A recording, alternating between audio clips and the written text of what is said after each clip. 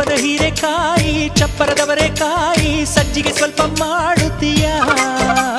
ತೆಳ್ಳನ ನುಗ್ಗೆಕಾಯಿ ಬೆಳ್ಳನ ಬದನೆಕಾಯಿ ಅಕ್ಕಿಯ ರೊಟ್ಟಿ ತಿನ್ನುತ್ತೀಯ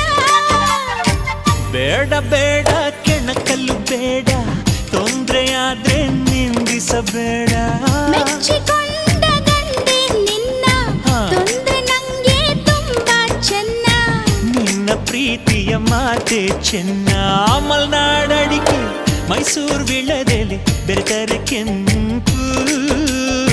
ಪೋರಿ ನೀನು ಪೋರ ನಾನು ಕುಡಿದರೆ